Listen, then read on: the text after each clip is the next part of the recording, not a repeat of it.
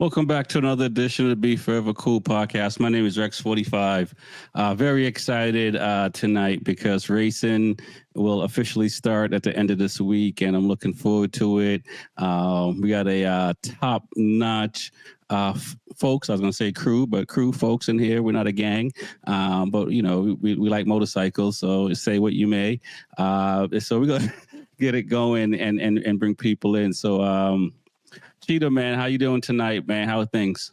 Good, Mr. Rex, man. I'm gonna ask you the question. How's the weather over there where you're at with the Gators at?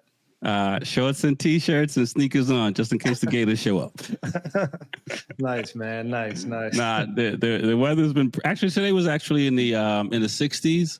But it looks like a good portion of the Northeast was pretty chilly today. So that's not the norm. But it is nice because I was in Boston last weekend, and the cold, man. I don't miss it, and I don't like it. I gotta go back in a couple of weeks, but it is what it is. So how are things in Atlanta, man? And when I get there, where should I visit? I got you, man. I'll take you to some barbecue spots. I got you. Definitely, we'll go get some good food. I don't know. Are you a vegan or you eat everything? What do you? I pretty much eat everything. When I had dreads, I was trying to be a vegan, but there's no dreads. So if there's no dreads, I can eat whatever. Now, I would say this, since being down in here, not that I've been, scoping it out, but I've been trying to find some really good barbecue places, and I have not. And even going you go to I don't know about you, but when I go to the track and stuff like that, I try to find places that might be cool to eat or something like that. So if you know some spots that way, I definitely want to hear it. For sure. I'll tell you, man, but I'll take you rather than tell you. All right, there you go. That's even better, man. We're going to keep it moving. Let's get the one and only Lou Ortega from Dainese. What's going on, man? Welcome to the Monday night. I don't even know what you want to call it because you and Track Stars. I don't know if you're nemesis or just the yin and the yang. But welcome to tonight, and we're going to have some fun. How you doing tonight in, I believe it's North Carolina? Charlotte. Yeah. Charlotte. Yeah. How are things, man? How's the weather? Good. The weather's been pretty nice. Last weekend, it actually got up into the mid 70s. So we were out and about having a good time, trying to enjoy the weather while we can. I mean, we get ebbs and flows this time of year where it could be 40 one day, 60 the next day, 30 the next. But, it's definitely a lot better than from where I originally come from, where it just gets to the teens and stays in the teens. It feels for like 5 months.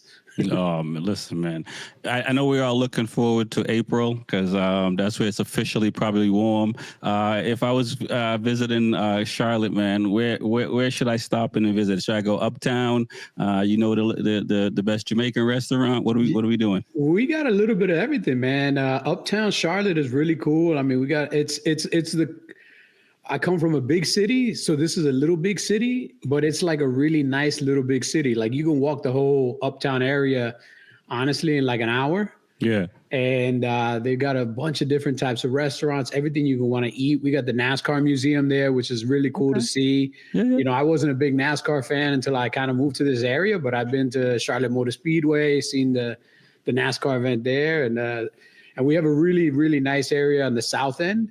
Yeah. With a light rail and just anything you can imagine to eat. A lot of breweries, a lot of microbreweries. It's a cool area, man. I got to say that about my adopted hometown. I really enjoy it. Now, is it safe to say you're Team Jordan, being in North Carolina and also loving NASCAR? I mean, I hate to say it, but even when I lived in New York, I was still Team Jordan, even when he was like breaking the Knicks, every playoff series. Like I've been a Jordan fan forever, man.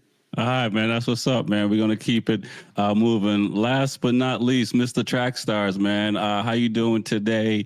How's the weather up in NY? Boston was 20 today, so... Yeah, it was, we used to this. Lewis still misses New York, and he'll be back soon.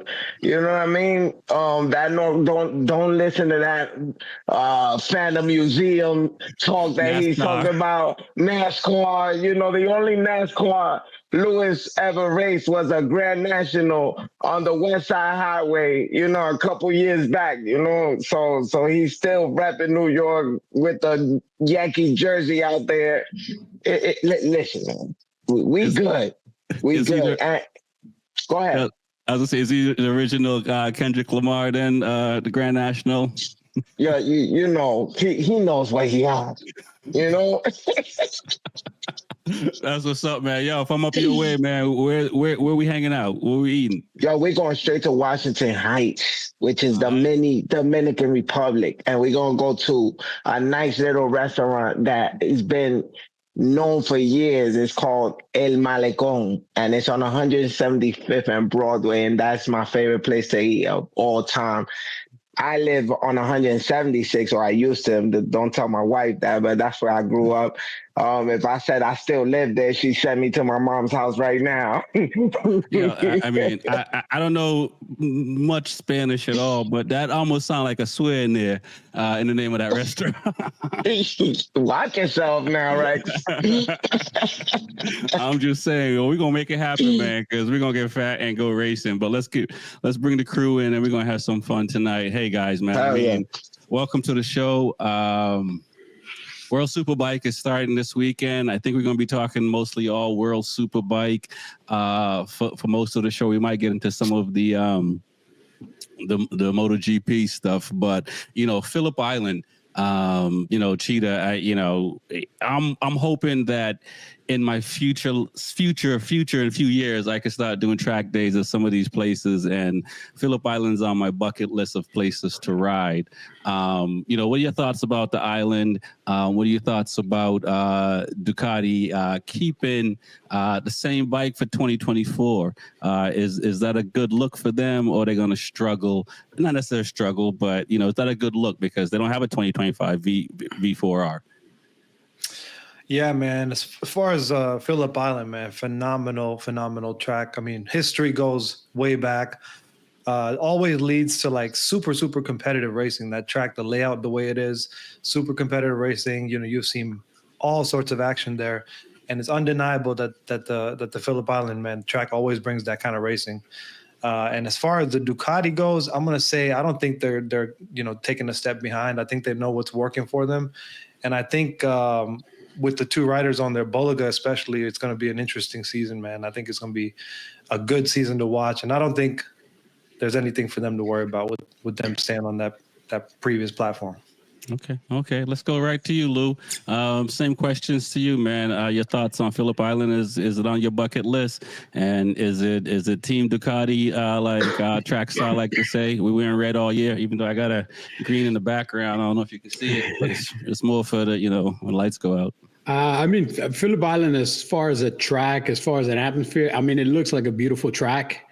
The problem with Phillip Island has always been it's a Dr. Jekyll, Mr. Hyde track when it comes to weather. It can either be the greatest weather in the world or volcano hot or rain so it's because where it's located, the weather is the one inconstant. So, it could be great weather on Saturday and pouring rain on Sunday, pouring rain on Friday, super hot on Saturday, super cold on Sunday. That's the one thing that's always been the mystery of Phillip Island. You have to overcome the elements there.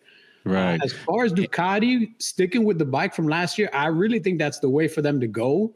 They haven't had enough time to put the new V4 into race trim.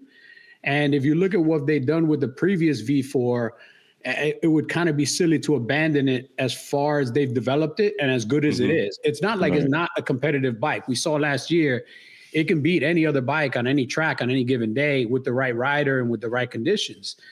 If they abandoned that and they went with the new V4, now they have to go through a lot of extra practices, a lot of extra understanding, building new parts that, don't come across from the old bike to the new bike. They already know what they have in mechanical grip, in actual grip, in geometry and everything with the old bike.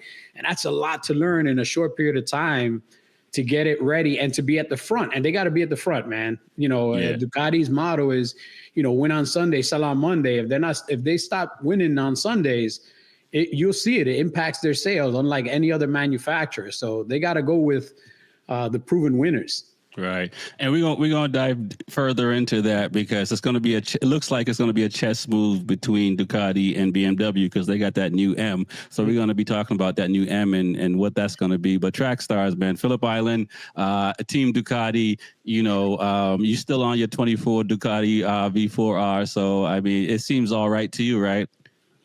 Man, I can compete right now at the World Superbike level with my V4R. I couldn't do it with any other bike. I'm saying that with a straight face right now. But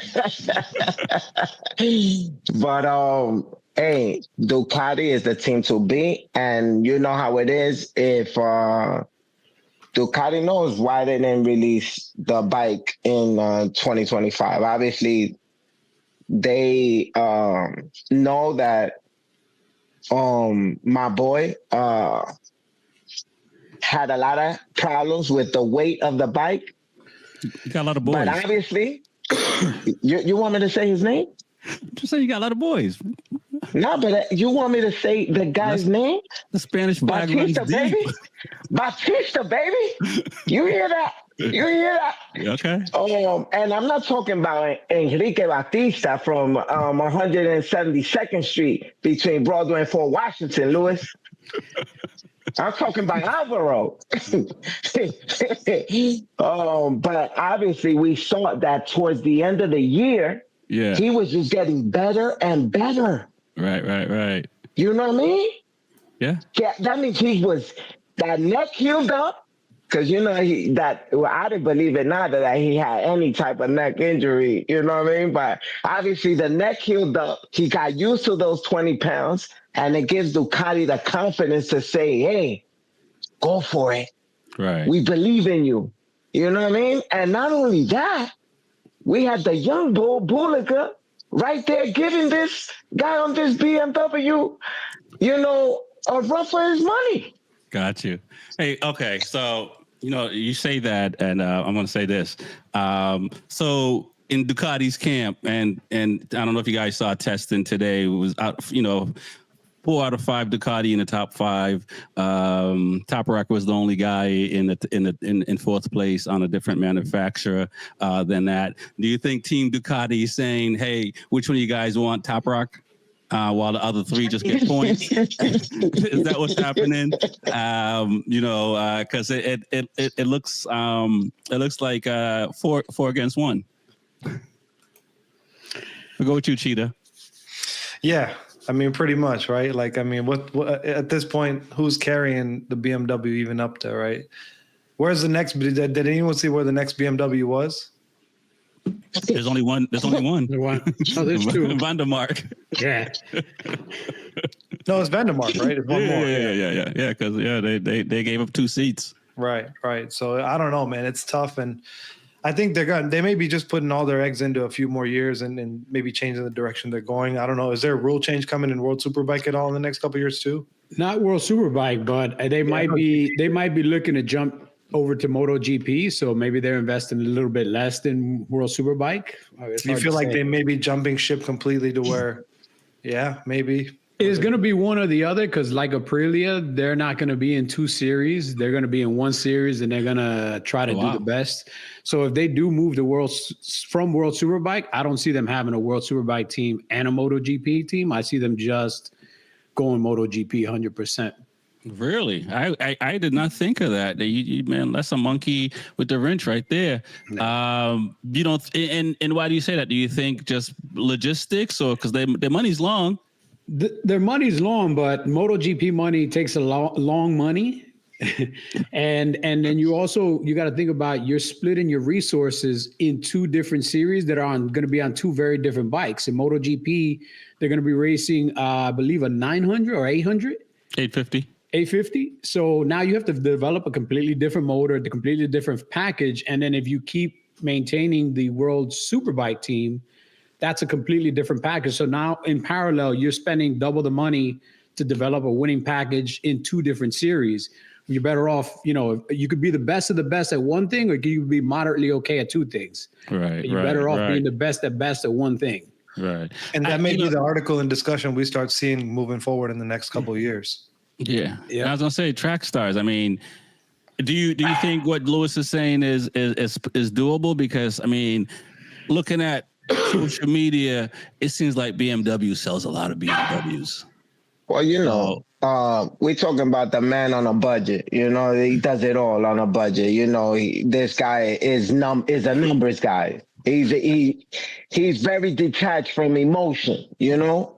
And I'm a very emotional guy. You're a high-class guy too, man. You just disrespect BMW riders and proper. Listen, I mean, there's only one guy, and things aren't looking that good for him right now. This whole season of racing has begun on the wrong foot for certain people, and has begun on the right foot for others. And it seems that the only teams that are looking good in all race factory settings is Ducati. Somehow Ducatis keep people healthy. When you ride another brand, you're at risk for your life, especially Honda. I'm not going to talk about any names in particular, but he looks great on Ducati right now. It's also easy to get a lot of testing when you got 79 bikes in an 82 bike field. I'm just saying. Can we block Lewis temporarily? Aprilia also brought a bunch of bikes, let me tell you. So, BMW, step your game up. But listen, for real, it's a Ducati world. It's been that way for a couple years now, and it's good. The foot's been on the other for so long. Yamaha, Honda.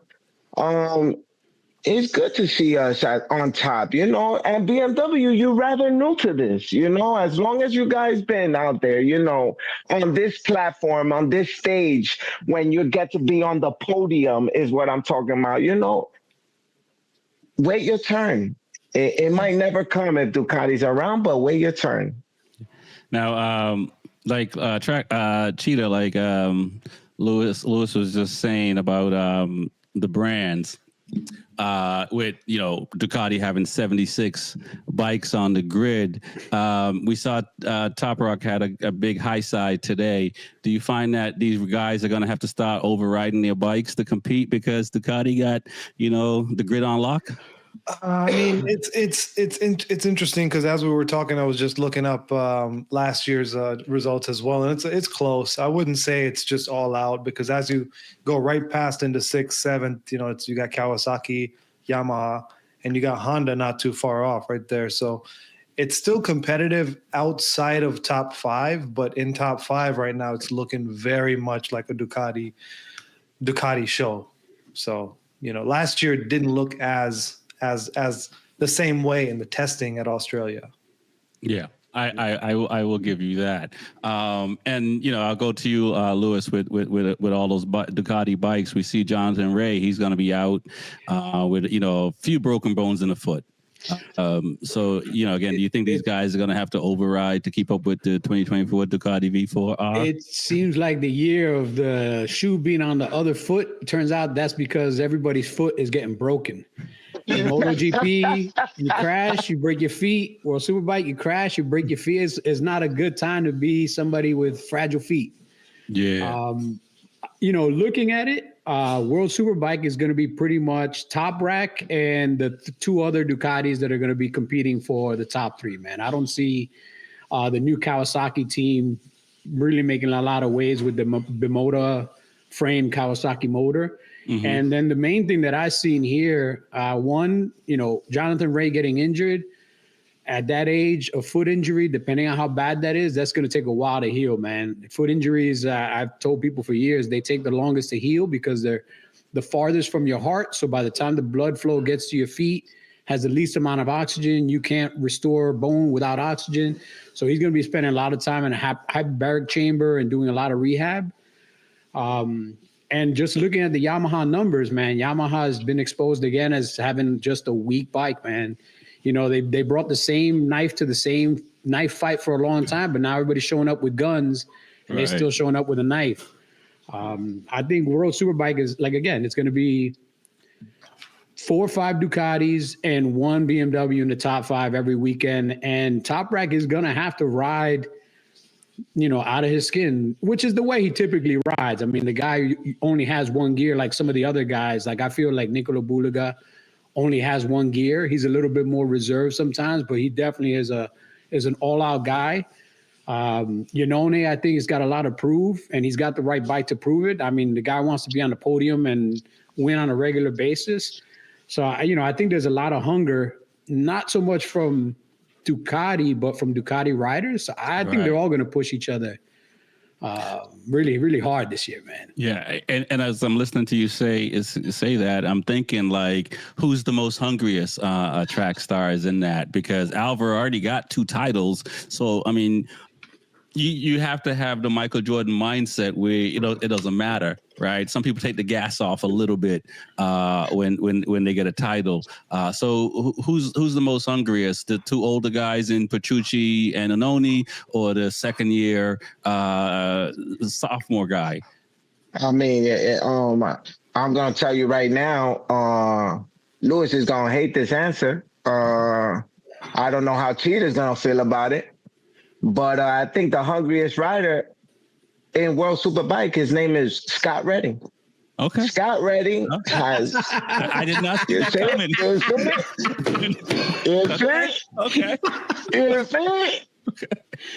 You see, Scott Redding is. You're right. Scott Redding has put the most out there for himself. He bet on himself by choosing to. Side from laughing. No, hey, Scott Redding is a champion. British Superbike came over to World Superbike when he was on the Ducati. He was in contention for the championship. Unfortunately, we said this on the show previously. He spoke bad about Ducati. That's a big no-no in the industry. And he didn't get re-signed. But he went over to the what I call the dark side, going to BMW, and found out he couldn't ride that bike. No matter what he did, he had some highlights throughout his BMW career, but where he shined was on the Ducati, and taking that risk that he did, saying I would like to go and ride back on a Ducati and take his contract, and basically start a new Vanovo race team, on basically it seems like on his own dollar, because I don't even know how he's getting paid and how he has put together this team, but I feel it's on a budget, so he has the most to prove. But if I'm putting my money on who's gonna win this year, man, that money's on Alvaro Bautista, baby. Okay, all right. Cheetah, do you agree with that? Is it Redding? I mean, I wasn't thinking of Redding at all, and now that he says it, he does. I don't know if he has everything he needs. Yeah, but he might be the most hungriest. But so we got 5 guys, and I did not include Sam Lowe's because his second year on the Duck and coming from Moto 2. What are your thoughts? I mean, he's probably the hungriest after today. He came in 15th. He's definitely hungry now. I mean, he's probably didn't eat. Hungry to see the top 10. He probably didn't have money to eat tonight for tire bills. But what I'm saying is, man, like that saying where they say, what got you here won't get you there. Right. But what does a champion do? There's no higher level than a champion. So what gets you there, maybe that's exactly what people keep repeating as a champion. Right. I don't know, because I'm not a World Superbike champion, but Alvaro was, right? And so is Toprak. So what do? They keep repeating what works for them. And you got hungry guys like Bulaga coming, just chomping at their feet right now. Oh, he was a half a second faster. Yeah. He was a half a second faster. And props to Redding. I love Redding, by the way. That was just a little jab at you, Trackstar. But Redding's a beast, right? He's in there. He's hungry, just like everyone else. And it's going to be interesting. I don't know. It's all about strategy and just who can adapt the fastest too, I think. Right. And Lewis, who's walking in there with more confidence? A guy who's won back-to-back on a Ducati, or a guy who's won before the back-to-back and after the back-to-back on 2 different manufacturers? Who's walking in the series in the season with the most confidence? I mean, the champ always has to come with the biggest stick because he's the champ. And he's back on the same bike. He's still with the same team. He didn't flip teams. He's not trying to get used to a new bike. So Toprak should be the most confident guy going in there. For me, the hungriest guy is Nicola Bulaga. And that's just because knowing the history of what he's gone through over the last 4 years. Right. Going from somebody that was supposedly going to go to MotoGP, getting stuck in Moto2, losing his Moto2 ride, actually not having a ride. XVR46 Academy rider. Yeah, going riding, on a private team, getting some calls up, getting an opportunity in Super Sport, wiping the floor with everybody on the Ducati V2 the first year out of the box, proving that the bike is good, but the rider makes the bike even better. And then the very next year going into the SuperBike team and immediately, starting to show that, hey, they made the right call bringing this guy from the Super Sport team to the SuperBike team. I think he's got the most to prove of anybody because he's a huge talent, always been a huge talent, just had some really bad luck, some unfortunately bad management, put him in bad situations on bad teams. And I think now it's his redemption story. Right. Like this is like the Rocky moment for him. He's got the opportunity. He's got the team. He's got the bike. He's got the skill. Now he just got to go out there and put it all together and win. But again, he's got to beat Top Rack to win because Top Rack is going to be the guy that's going to want to bring that belt back, man. The champ always wants to come back with the belt. Right. And I'll point this to you, Cheetah. He has to beat Top Rack, but last year he beat all the Ducati riders. So you're coming in as a second year guy, knowing that you're the best bike. Are you overconfident? Are you, you're not, as you said, you're not a world superbike rider. But, being somebody who's competitive and compete, and if you've won on any level, and you're trying to do something the next year, like, what do you think that attitude should be for Bulaga coming in? Is he's just sunning everybody, saying I've already done it, or he's trying to be like that young bull on the hill with the old dude? I think he's coming in with patience, and he's gonna make this work this time around. I mean, I don't think he's definitely hungry, but I think he knows what it takes to lose. I think he's not trying to repeat that again. So as a guy that gets so close to winning as a champion, I've been there where you're just fighting for those inches where you're just going to cross the line, and it could have just been prevented by something that just happened 1-2 corners ago. And trust me, these guys, when they're battling for their seats the next year, trust me, they may be sitting at the dinner table at Christmas, but they're still thinking about that loss in moments. So that hurts. So I know that's going to come back, and he's going to come back strong this year. I completely agree. I remember, going down to the last race of the weekend for a championship is no fun. But it makes you find out who you are.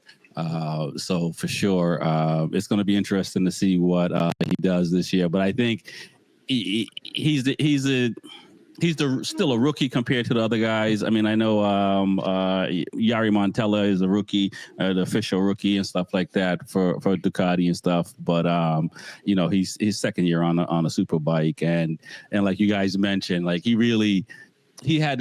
has the possibility to be like a Jorge Martin. I don't want to say like a Acosta or a Marquez or whatever. Possible too, and he did have a bad rap. So it'd be interesting to see how he does. Let's talk about Honda and Ika Lukuono and Chavi, and I think there's a few other Honda riders as well.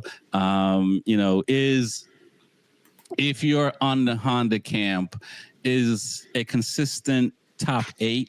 I want to say 6, but realistically top 8. If they finish at the end of the season top 8, is that successful for Honda this year in World Superbike? Let's go with our track stars. You know how I feel about Honda, man, but I think any progression is good progression for Honda right now. So there's nothing else to say, I think as long as they're moving up in the grid and in positions and gathering more points, it's a good look for them. But, in true contention, no, we know that's the God honest truth. They don't stand a chance against the Ducatis and the BMWs, the one BMW, you know what I mean? Because it's only one rider that can really compete on that bike, and that's the other thing. Can he stay healthy? Because we've seen him get hurt last season and this season already starting off. Lewis, man, same question. I mean, Honda, because I got to assume the factory team is looking at what BSB riders are doing, Motor America riders are doing, and they got to be taking some of that the spice and the sauce from that and trying to sprinkle it over there in World Superbike. I mean, any Honda finishing in the top 10 right now in any series is a win for Honda, man. I mean, I hate to say it, but Honda is like Yamaha. They keep bringing out the old tired champ, and my man hasn't won a fight in years. At a certain time, time catches up with everybody. Time catches up with machinery as well. You can't keep bringing out the same tired bike, put an extra R on it, and expect it to win. Of the two teams, I think it's true. Honda and Yamaha have the longest road because they just got to admit that they got to stop making these bikes and they got to redevelop a whole new bike, redevelop a new engine, build an actual new package. And it doesn't seem to be high on their list of priorities. They've got other things. With all that said, Honda had a record year last year selling motorcycles. Again, I'm the numbers guy.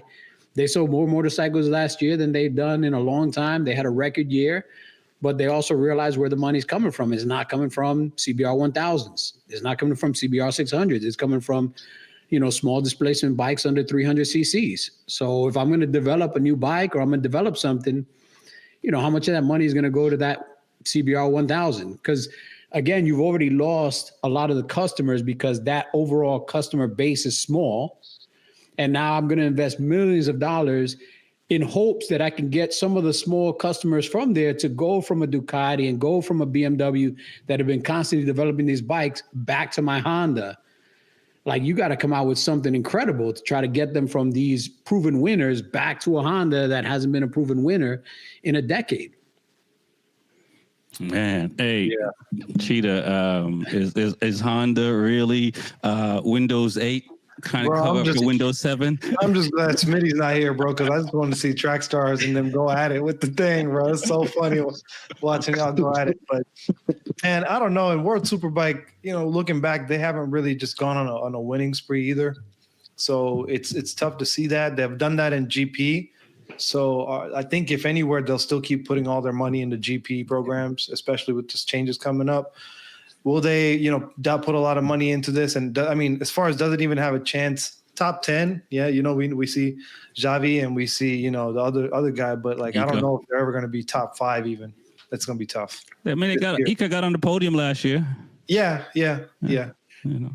But I hear you. It's not Honda's time. They're selling bikes, and because they're selling bikes, they okay not being at the top. But at some point, somebody's going to notice that they're not at the top that's running the ship, and they're going to have to do something about it. I honestly think in GP, when the new bikes come out, when they're back to the lower displacement, I think that's when you'll see Honda and everybody start off in a little bit more of a level playing field. And I think Honda will start investing again. Right now is not the time to invest in a GP bike, knowing that you're only going to get 18 months out of it. Right. That's what I was thinking. I was wondering if when they make the switching, I was thinking this about BMW, by the way, when they make that switch and put Top Rack on there, are they going to make the new BMW and the new GP bikes in BMW going to look very close to each other so they can kind of sell better and sell the closest thing? Right. You know what I mean? I mean, if you listen to what Lewis said earlier, it sounds like it's going to be one or the other. But I think it is a tricky point because it looks like in MotoGP, and we're still talking about World Superbike, but in MotoGP, Ducati sticking with the 24 engine, right? And so and I think that's probably they probably figured that it's like Usain Bolt's looking over I'll slow down a little bit, but you ain't gonna pass me. Yep. That kind of thing. I think Ducati's kind of sunning the rest of the series by saying they're not going to bring out a new engine. They say it's not worth or take the risk of trying to fix or work out the new engine, but I think they're so far ahead of the competition that they're probably going to just gamble and wait for the 850cc to come out. Let's talk about the. I want to talk about Kawasaki, but I want to bring up some different news because we've been talking about Honda and Yamaha. You can't just go to Kawasaki. So let's talk about the number one plate in World Superbike and in MotoGP. Some riders use them, some riders don't. What are your thoughts on that? Let's go with Cheetah first. Is it a psychological warfare? Is it what are your thoughts on that? Because Rossi's never done it. He's not a fan of it. I don't even think it's in. I was thinking about this earlier. I don't think it's even in Formula One. I think it's specific to just like motorcycle racing, where you get a number one plate. What you guys thoughts on that? If you won a number one plate, won a championship, did you guys rock a number one plate the following year, or just kept your numbers? Yeah, I've thought about that, and I mean, I see both ways. Me personally, I think I would just not rock it because I feel like. I always think like the mindset's like the job is finished, right? It's over. Cool. The plate's like something I can keep as a memory, but I'm not going to rock it the rest of the new season. Kind of like running off the coattails of the previous season. I don't want nothing from previous success to feel like I'm at the top of the hill, the fat lion sitting at the top. I'm the hungry lion. I'm the hungry lion at the bottom. And you know what they say, when the lion wants to eat, the food's there. So that's how I want it to be. I'm still rocking the 93 or the 46 or whatever the number it is. Just keep it rocking. No doubt. Louis, what are your thoughts? I'm going to be the numbers guy again. Number one. Do you know why guys don't change their numbers? Is because nobody wants to buy a Marc Marquez number one jersey. They'll buy a Marc Marquez number 3 jersey every single day of the week. They'll buy a Valentino Rossi number 46 jersey every day of the week. When you change your number, now your merchandise has to match that. And at the end of the day, you're not going to keep that number one forever. That's why most riders don't opt to put the number one on their bike, or they'll use their number and they'll incorporate the number one into their number somehow. But they won't necessarily just go with their number, with the number one. Even the last guy that kind of did that was Jorge Lorenzo. He was number 11, so he made his number one, 2 number ones put together, but he was still number 11. Okay. So it's, as far as marketing, as far as making money and branding, your number is your number. Number one is a temporary thing, and that's why a lot of riders don't do it. When they do it, if you notice, it's usually guys that have very fragile egos or are trying to prove something, but they don't realize that they're actually hurting their own pockets. You put a number. That's a shot to my boy. That's a shout out. That's a shout out to Mr. Highside. He put that number one plate on an Aprilia and didn't even get 5 laps before he ended up in the hospital.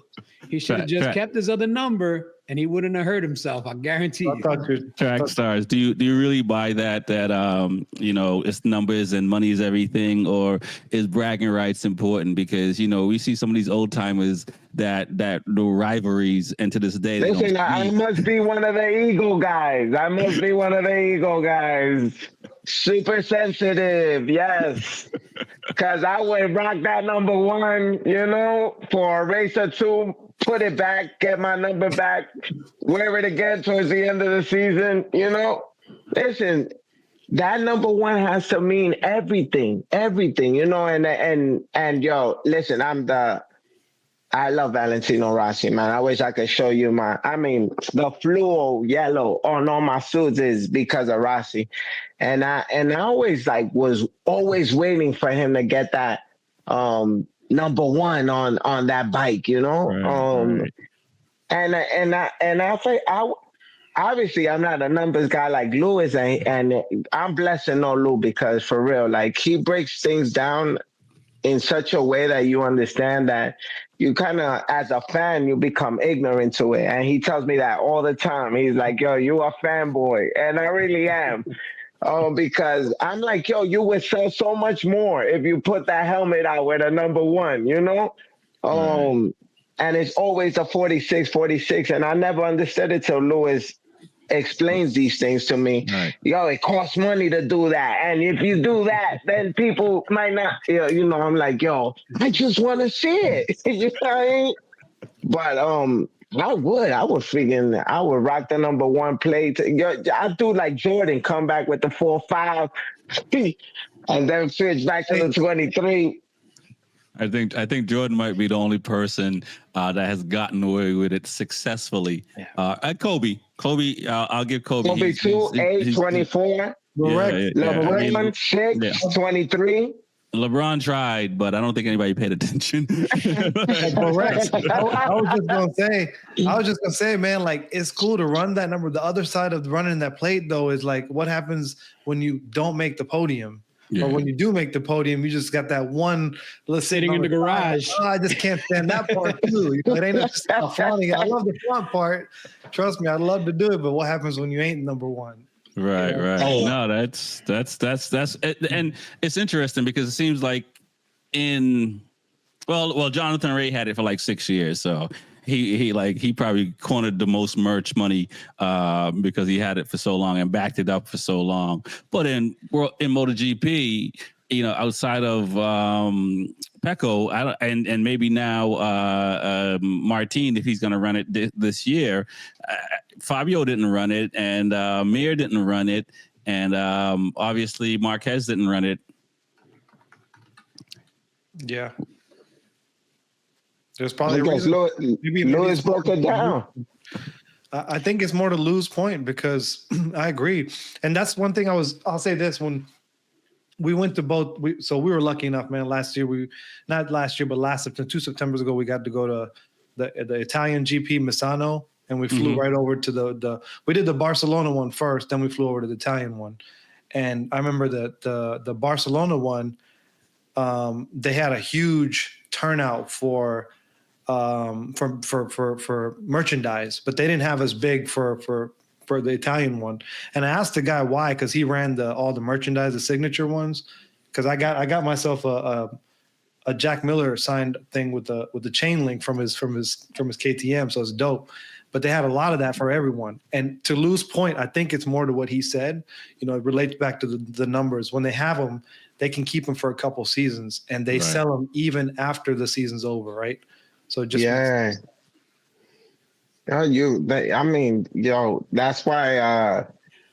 why we keep Lewis around. You know, it's not because he's necessarily, you know, God's gift. You know, but there are things that he knows. Yeah, the numbers guy to fix it. If you look at historically, if you look at the people that have put the number one on their bike, very few of them have been successful in defending it. So that's the first part of it. And the ones that did it usually were either younger in their career or kind of knew that they weren't going to have a second chance. Like Nicky Hayden put the number one on his bike, knowing he was never going to get that number again. Like he lucked out on getting it the first time. Lorenzo, I just feel like if you run the number one, you should get hated on, man. Winning it wasn't enough. You want to rub it in my face this whole new season? You got a giant target on your back. Stoner did it with Ducati, and Stoner did it with Honda. Yeah, but same thing. He only got the number one plate one time with each manufacturer, and that was it. So somebody rubbed a juju on him, and it's bad juju. That number one, man. That's it might be. All right, let's bounce back to Kawasaki. Out of the three riders, you know, which one of these guys are going to come out? It seems like Alex Lowe's is very happy on the bike. You know, I haven't seen the stats on Gerloff and Bassani, but it seems like Alex Lowe should be the one that come out on top. But, you know, and Kawasaki usually does well at Phillip Island. So let's go back to that. They're just talking about Phillip Island. And I got one more thing about Phillip Island, then we can move into MotoGP. But, you know, I think they finished like top 4 of top 3 last year for the season. Kawasaki, more for Alex Lowe. Does Kawasaki, do we mention their names? Cheetah? And you're a Kawa guy. You're a Kawi guy. So For sure. They got a shot this year? Should we mention them? Not a shot at winning, no. Not a shot at winning, no. I don't think so. It's tough, man. It's not like just one of them or two of the manufacturers up there. It's like multiples of them. Like, you know, like Trackstars was saying, it's just a Ducati run right now. And I don't think it's a chance, man. But if out of anyone, Alex looks the strongest. But do you know if there's a difference in the chassis and everything? I'm sure there is, but exactly what it is between the two? So yeah, it's a completely different chassis because they're on a B4evaKool chassis. So B4evaKool likes that usually uses a trellis type frame. So that's a tubular frame versus a normal twin spar frame that most manufacturers use. But they're using they build a trellis frame similar to the way that KTM builds a trellis frame. So it should be strong. It should be well built. I mean, they have a lot of knowledge on how to do it. My biggest thing is outside of Phillip Island, if you look at last year's results, that was the only track that Kawasaki was competitive at. So they started the season really fast at Phillip Island. And then after that, they struggled at every other event to try to get on the podium. And then on top of that, well, I mean, the low side brothers are known for low siding. That's their, that's their go-to. So when you sign them, you also sign about $150,000 in body work because that's the package. Does Gerloff get the new frame and everything? Yeah. He's on the same setup as Alex Lowe's. Okay. Gerloff is a great rider. He's shown flashes of brilliance. I'm hoping he could do something because it's great to see an American but doing well there. But dude, there's so many sharks in the tank over there, man, and it's going to be hard for him. And track stars, I mean, up until last season, Kawi was the bike. We had Top Rock that come in there on the Yamaha, and then we had Bautista come in there on the Ducati. But prior to that, Kawasaki was the bike, and from what I can tell, they're a really dope bike, but we don't really see a lot of Kawis in Moto America and in BSB and stuff like that. Is it more behind the scenes, you think, for Kawi where they haven't figured it out yet? Or is it just more about finding the right riders? No, I think, man, listen, just Kawi allowing B4evaKool to really do something so drastic with the bike and still kind of represent the Kawasaki name, even though we know it's a B4evaKool team. But it just shows you where they at in trying to get back to being somewhat competitive in the World Superbike class. And I mean, he was a Ducati rider, so maybe that's why I'm rooting for him. I really like Axel Bassani, man. I think this kid he's wild. He is a firecracker. And when he gets popping, he's saying he's a force to be reckoned with. But that was when he was on the Ducati. He never looked the same the day he got off that bike. But I hope that, for the sake of racing too, that Kawasaki gets back in the mix. That Yamaha does step it up and for that being said, Honda too. But we want to see Kawasaki in the mix because we already know those were some of the best battles, Right. When Ray was on that bike. But hey, as long as my team is winning, Ducati, baby, that's all that matters. So before we get into my final question on Phillip Island, since we have a racer in Cheetah, I race, but Cheetah's faster than me. We got Lou, who's the numbers guy, and we got Track Stars, fanboy, fanboy as. Hey, Lewis is fast on that track, let me tell you. And Lewis has a race background, no, Lewis? Yeah, but it's a long time, man. I'm not threatening any qualifying times right now.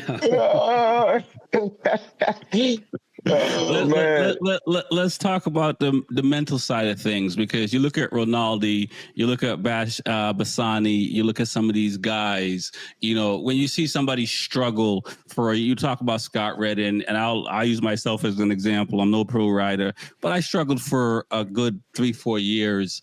Trying to get up to speed on my bike and stuff like that.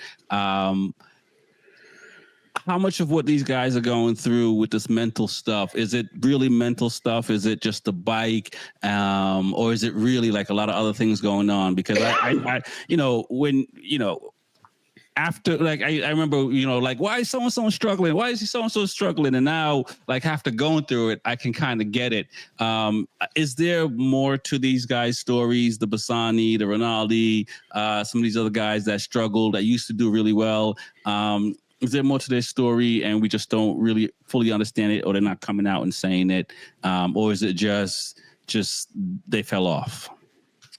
No, 100%, man. The mental game. I mean, you got nutrition, right? You got sleep, you got the bike, the team, the package. That's one thing. You can just take those things, you put those 3 things aside. What else is left? Your physical, make sure you're physically fit. There's 4. You put those 4 things aside, really it's just you and your mind. And before a race, after a crash, during the preseason, postseason, all you got is just your mind and how you prepare, especially those moments before the race. There's those nerves and everything. So to their story, absolutely, there's so much that goes into the mental preparation. You've heard even Casey Stoner talk about on one of those podcasts where he was talking about he was having death shakes, to the point where he was thinking he was rather die than go racing. He would rather die than go racing. Yeah. So that's the kind of mental. So when I heard him say that, I was like, wow, there is a next level. And I've always been nervous, but I've always been able to very much control it, because I've understood that, when you get nervous, you breathe kind of funny, but you can flip that reverse. If you can breathe, fix the breathing, you can feel better. I've always worked that way.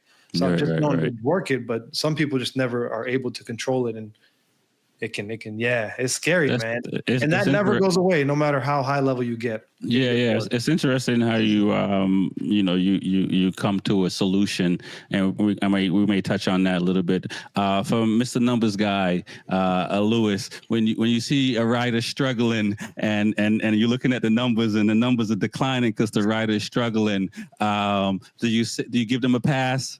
Nah. I can't give him a pass, man. There's a lot, there's a lot that goes into a rider struggling. Being on the wrong team, a rider can struggle. Being with the wrong management, a rider can struggle.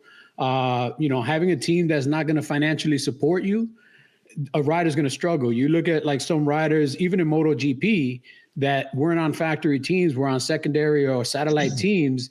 And, the owners of the teams are telling them, hey, you need to go find a sponsor if you want to ride with Brembo brakes. Right. Because somebody's got to donate $150,000 to give you a Brembo brake setup.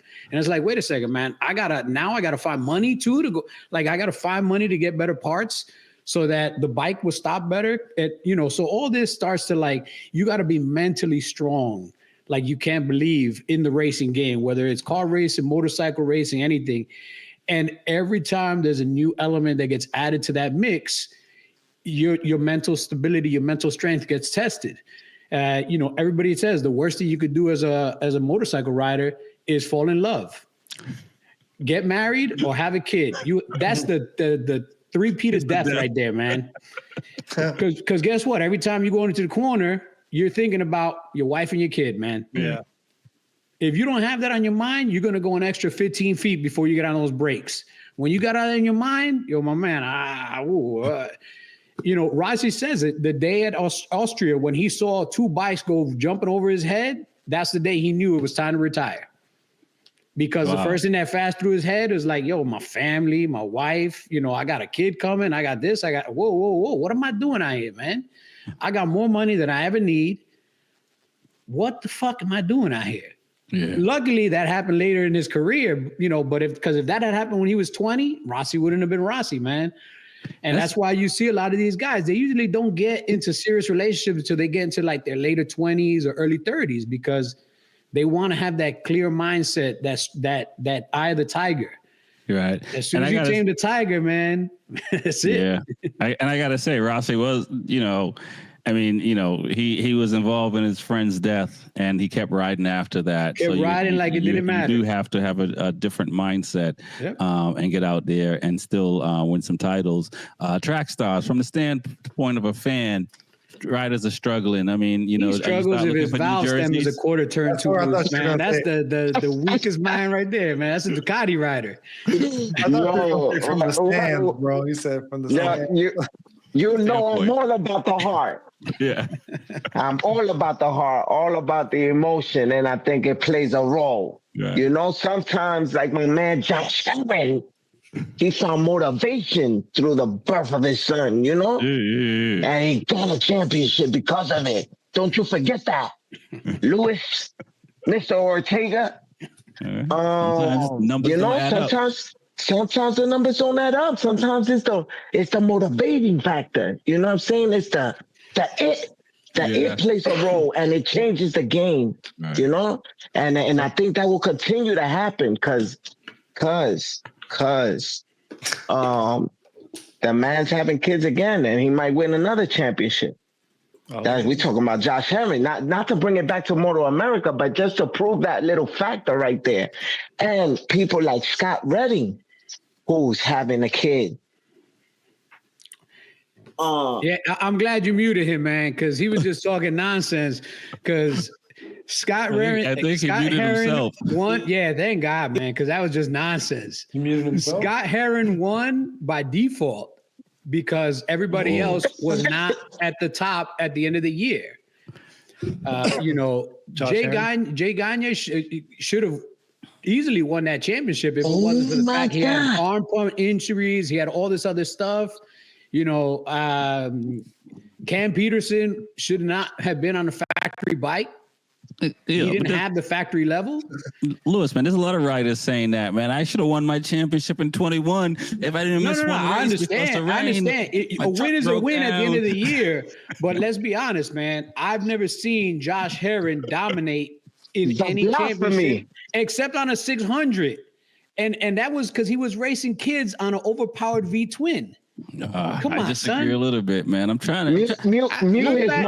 Look back at the year. Look back at the year he won his first Superbike championship against Josh Hayes. He beat him fair and square. Bro, Josh Hayes had more DNFs that year than his entire career. He had the engine blow up. He had chains fly off. And at the end of the year, he had more wins than Josh Herring. Herring just won by points because of all the DNFs Josh Hayes. God. Just look at the numbers. Now, did he win? I remember. I saw it. A W is a W. A lot of people crashed out last year. But a W with an asterisk is a W with an asterisk, my man. And there's a lot of asterisks. I've never seen Josh Herring wake up and clear the board, my man. If you why is clear the board. I don't know if that's a W with an asterisk because the guy that was supposed to win crashed out. If you again, a W is a W, but I've never seen Josh Herring be dominant. Never. I love how, I mean, you know what happens? Right. Let me tell you something. 15 and 16-year-olds on an overpowered Ducati V-twin. That's the only time he dominated. Look at the rest of the field. It was kids, bro. If I went to a grammar school right now, punch 8-year-olds in the face, am I the heavyweight champion of the world? I mean, not a lot of people can be dominant to begin with, but there's been moments and flashes. But he's winning, you know what I'm saying? He can't do it all. He can't do it all. I know, but listen, Anoni's probably saying if I didn't get banned for 4 years, I would have had 2 world titles. I mean, never got that plastic surgery is what he shouldn't have done. Because where's Gagne right now too? Like, where's Gagne? He'll be back next year. This year. Honestly, Gagne should have retired 2-3 years ago after his second arm pump surgery. I think he's on like an arm pump surgery number 4 or 5 now. Wow. Yeah. He's at the limit of repairs. He can't do it anymore, most likely. Right. Yeah, at some point you're gonna run out of that. But let's finish out the Phillip Island thing. I got one last thing to talk about: the pit stops. It's the only race on the season calendar that got a pit stop. You know, doing like an endurance race at Jennings and doing a rolling start and coming in and change. I kind of like it, but that's different. Because when you're just on the track and all you gotta do is manage your tires, that's one thing. Now, not to say you're not dependent on a team, but now a team can cause you a race where, I mean, a team could always cause you a race, but now literally because of mechanical in that moment can cause you a race. What are you guys' thoughts on the pit stop, seeing it last year, and them having it, even though it seems like the tire, I believe it's Pirelli they're running, seems to have really good life, so they think they can probably go the distance on it. We start with you, Cheetah. Yeah, I mean, I think it's going to always, I love that. I love pit stops. It always leads to a very interesting dynamic of how the race can go. Somebody could be winning it, and then all of a sudden it just switches because of a strategy change or a slight delay with the team that was winning, and they couldn't put the tire on or couldn't get the tool right, or so much relying on that moment that it makes it much more fun. Like on a normal race, everything's relying on the start. If you get the start right, whew, everything's off your shoulders. But in one of these, you got to stop in midway, and everything relying. Should I push the tire? Everything just changes. So I love seeing that. I'm excited for that. Lewis, you firing people if somebody gets something wrong? What? Yeah, you're testing your pit stops like every hour, 3 times an hour, like in different conditions. I'm gonna have somebody out there with a garden hose wetting you down in case it's raining. Like we tested everything, every permutation. But I actually like pit stops, man. Yeah, I think we should add some more laps to some races. Yeah, and require pit stops. The one thing I don't want is I don't want to dictate when the pit stop happens. It has to happen before the 14th lap. Right. You guys decide when it's going to happen. It's got to happen between the 10th lap and the 14th lap. Right. You guys decide when it happens. I don't want them to make it mandatory. All pit stops have to happen on the 14th lap. Right. Because now all you're doing is squeezing the accordion together. Right. And not only that, somebody could manage a tire better than someone else. Yeah, exactly. So somebody could get maybe 3 or 4 more laps and not have to come in. Somebody might have burned through their tires and maybe they need to come in 2 laps before the mandatory maximum. Like, that's what I want. I want them to leave a window open, like between lap 10 and lap 14, you have to pit, but you guys pick which lap you're going to do it. Right. And I say do it in all the tracks, man. I said add an extra 5 laps to the end of the race. Let's get the pit involved. Yo, your mechanics every time you go on the podium, what do you say? I want to thank my mechanics. All right, well, let's get them more involved in the race. Okay. Do a pit stop, and if your mechanics fuck up, then you can turn around and be like, oh, I'm going to blame my mechanic for this one. He dropped my tire and it rolled halfway down the paddock or something, you know? Mr. Track Stars, I mean, is this Formula One of motorcycle GP? Like what, like MotoGP? Like, I mean, do you want to see all these pit stops? Is it? I know they say it's for safety reasons, so we'll give it that. But do you, in watching racing, are you like, let me see what's going on the track, or are you looking to say, like, you know, like Lewis is, you know, he's just stop washing his hand, Lewis, so he's checking, but you're like, come on, what's going on the straight? Now I want to commission Lewis to join the Moto America Race Commission and see if we could do these things that Lewis is talking about. Because let me tell you, I love the Daytona too. I love the Daytona race because of that. Because you have everything, it's all in, from the motorcycle rider to the pit crew guy to the guy holding the board, making sure that the information is correct. Everyone plays a strong role in your win or your demise or your loss. And I think it'd be amazing to have this in all racing, you know. And I think some of the most fun races last year was when Jorge Martin comes in to pit in and Pecco stays out, you know, and we were like, no. These decisions are crucial, right, to your career or that season, you know. And that was a pinnacle point in the MotoGP round when he came in and Pecco stayed out. Yeah. I mean, you know, that just glorifies the whole racing, you know, like it brings, intensifies it to the next level. Yeah, I don't like rain races, but I like when there's rain conditions. I know you don't like rain races. Yeah, and a pit stop now is part of the game. Yeah. You know, I just think that if you look at NASCAR, if you look at Formula One, pit stops are so crucial in the overall story and the narrative. Yes. And I feel that that's one piece of drama that we're missing in motorcycle racing. because it's drama, man. It adds that extra layer of like, when am I going to pit? If I mess up my pit, maybe this other guy, I lost a couple of laps because I ran off, but now this guy messes up his pit. Now we're less than a second apart from each other. Now we're racing again. Now, it's not a parade lap. It's not a parade race where the guy in first, second, and third are just looking at their lap times and hitting their markers. Like, now there's actual drama being built because of this mechanical element. Yeah, I like the sound of that. I mean, we'll pose it on to everyone.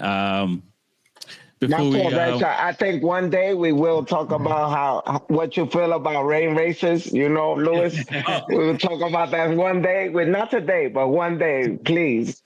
Listen, I'll say this. I am the Jack Miller of rain races. So bring it on, baby. If it rained every race weekend, I'm loving it. I like rain races because it's the great equalizer. It doesn't matter how much horsepower you are. Doesn't matter anything. Now is when pure talent is going to outweigh all the electronics. So I'm recording this. This is being recorded. I'm keeping this for my record. So I'm definitely a fan of the rain races, man. More. That's all I can say. But let's see if we can do a prediction.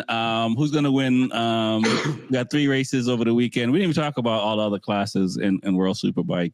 But let's hear some prediction. Who's winning this weekend? There's 3 races. You can say all 3 or just overall for the weekend. I'm gonna say it's gonna be Bulaga, top rack. Okay. Oh my God, Louis. The same thing I would say every single time there's a race. It's going to be in a European. The Americans definitely not going to win. That's the way I always predict every race that happens in MotoGP. Is never the American, man. Well, this is World Superbike, but yeah, it's still an American. And we're both.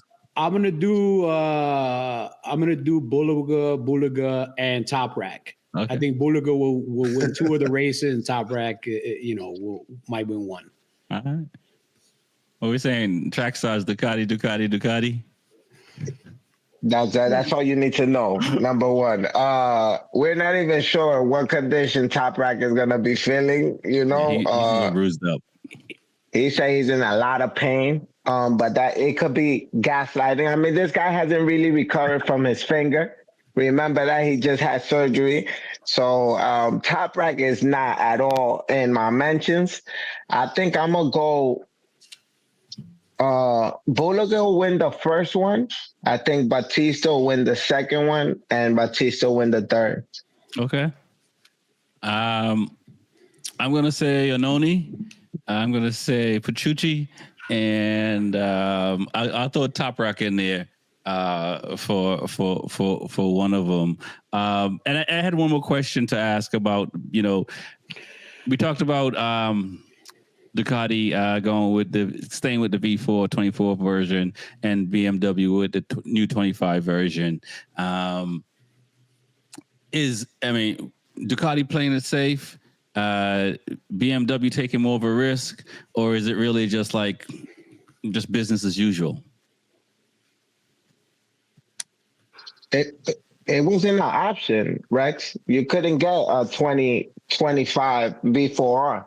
They can plan accordingly. Come on, man. They know when the bike's coming out. Listen, Ducati is very strategic in how they do things, and they stick to the game plan. Like, notice they've never released a V4R early. Right. He's never released early. Okay. In the contrary, BMW has released multiple BMW M packages early.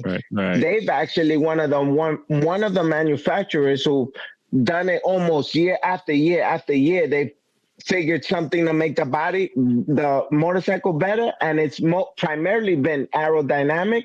Right. They touched the motor last year to make it lighter, and with new aero. And again, this year, they added more aero and they changed the suspension.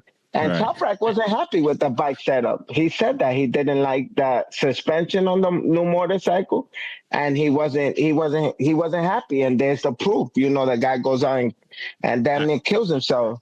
I'm just saying, how many times you go out and you have a night and you come home and somebody asks you how the night was and you go, it was alright, it was alright, it was alright. I'm just saying. I mean, listen, I think Louis be joking, but it's really real. And Cheetah, you get to know me too, or even Cheetah, you could tell, right? Even through social media, I'm pretty consistent with things, and I'm very like consistently wrong. Yeah, no. Hey, my times stay the same, Louis. They don't get worse. You know what I mean? I get better slowly, but I get better. But I stick to the game plan, and I think it's part of the brands that I like too. They consistently stick to things that are working, and then when they feel they got a product that's better, then they move on. Right. Dainese, Ducati, and the Trackstars brand, we are consistently developing, in a upward progress motion, Right. So that's my take. My man is an entity. Let's go. Right. Cheetah, I mean, is that right? I mean, if Ducati doesn't win the title this year and BMW does, not changing in their process overall, do you think upper management is going to look at that as success versus, and they know what they're doing, they know the bikes they're building, they know everything that they're doing, they know what they're releasing. So is it something that should have been a priority for them to bring out the bike, or maybe they feel like the 24 bike and the 25 bike, even though it's a double swing arm, is not that much difference that they needed to hurry up?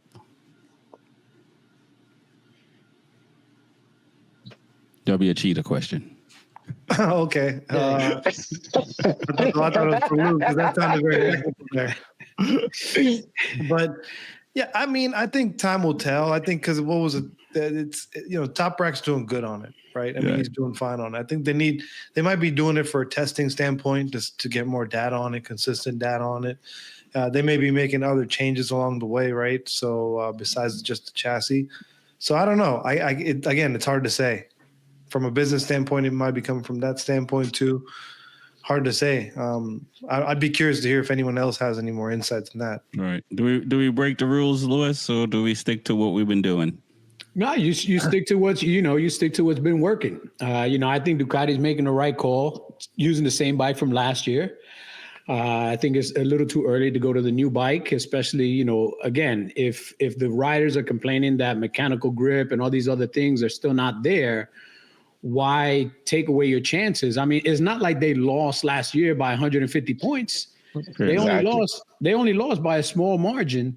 So they were competitive, and BMW didn't take a massive leap over the winter. So if you have a competitive bike, you see where your competitors are, let me not take 3 steps back. Let me stay where I'm at. When this other package is up to this speed, then I'll incorporate it into this bike. And then, but I don't want to take a massive step back from what my competitors are doing, especially if my competitors are trying to take a step forward, but it's actually looking like it might be a step back. So they're actually stepping a little bit closer to me. So, let me not mess with it. Now, at the end of the year, no matter who the manufacturer is, if you don't win the championship, it's a loss. Right. Everyone wants to be number one. So whether it's Ducati or BMW, if they don't win, it's a disappointing year. Even if second place is the first loser. Nobody, how many second places do you want to be known? Dude, I got second place. That's great. You were the first loser. So don't change your package. On Ducati's side, I think they made the right call. I think the riders made the right call. Let's stay with the package that brought us to the game last year. We were really close. It's not like we got blown out of the water. Mm-hmm. Let's ride the wheels off this thing for another season. Give our development team another season with this new bike, with this new swing arm, because guarantee you that swing arm that's on that bike will not be the swing arm that's on the race bike when it becomes the race bike. Yeah. That's a consumer swing arm. They're going to have to make that swing arm way beefier for racing. They're going to get rid of all the cool little slits in it and the openings. It's probably going to be a solid one-piece double spar swing arm, but it's not going to be that, or it might even be a carbon fiber swing arm. Right. But it's not going to be what the consumer gets. So let them give time to develop it. come next year, and hopefully you take a small step this year, take another small step yet next year, and keep moving forward. I'm surprised they didn't develop it already in the racing this year, because they're putting it out in production, right? So. Yeah, but consumer products usually go out a lot sooner than racing products. Racing products sometimes, at least they're still made enough of the current V4s to qualify for World Superbike, to still keep that bike competitive, homologated to race. Homologated, yeah, because they have to have a certain amount. Yeah, if you don't have a certain amount, then you lose the homologation and you're forced to use the other bike. For next year, they're definitely going to be forced to use the other bike, because there's not going to be any more of the current generation V4s in production for them to be able to take advantage of that. I mean, another example of exactly what we're talking about, even in MotoGP, right? They produced a 2025 bike, and neither rider was happy with it. It wasn't ready to be put out, and here they are riding on the 2024, the exact same as their even Ducati competitors. So it's not always the right move to go up and go with the newer because it's better. Sometimes you got to stick to what you have, because you know it works. And I think that this is not, at least for World Superbike, I'm not surprised. I was shocked at MotoGP because of the pattern. Every year they move up to the new bike, and they let their old competitors get the old stuff. So but for World Superbike, I'm not surprised at all, because also we know that the rule is they will not be. I know that the V4R was not going to be available until 2026. Right. No, yeah, absolutely right. And looking forward to it. I want to thank you guys for coming on tonight. Starting with Cheetah, tell folks how they can connect with you. The race season is starting, so I think all of us are going to be having more fun. Yeah, Cheetah 740, Instagram and YouTube. Man, the right hand is almost back to full heel. The metal's in there. It's going to make me go a little bit faster, so I can't wait. Hey, listen, man, I saw an image of X-ray of Jorge Martin's hand, and he has the same screw in the same bone that I have a screw in my hand too. So, we got metals. It's what it is. Bionic arm. Exactly. Louis. For me, everybody, please contact Trackstars on my behalf. Tell him he's wrong. He'll reach out to me. Let me know how many people agreed with me. That's the best way to get in touch with me. Just contact Trackstars. Say Louis is right. Trackstars is wrong. Oh, thank you, guys. Those people will be blocked, whoever agrees with Louis Ortega, and I'll never forward your information for suits, boots, or shoes. There's nothing, Dainese, or race prepping you guys. So please agree with me. I will set a little poll going on Instagram. Follow me at Trackstars, spelled TRAX_STARZ. Obviously, I spell it a little with finesse, not necessarily wrong. Mention Trackstars at any store, and we're gonna try to show you some love. Go to hsbk.com for your race parts. If you need anything for any brand, including your Gixxers and your Hondas, they sell that stuff. I don't know how or why, but they do. Yamaha also. And if you ask for Zach, email Zach at HSBK Racing, and you mention Trackstars in that email, they will give you some love too on that bill. If you need anything from Ducati New York, pull up to Ducati New York, mention Trackstars, and we will show you love, or at any Warhorse dealership.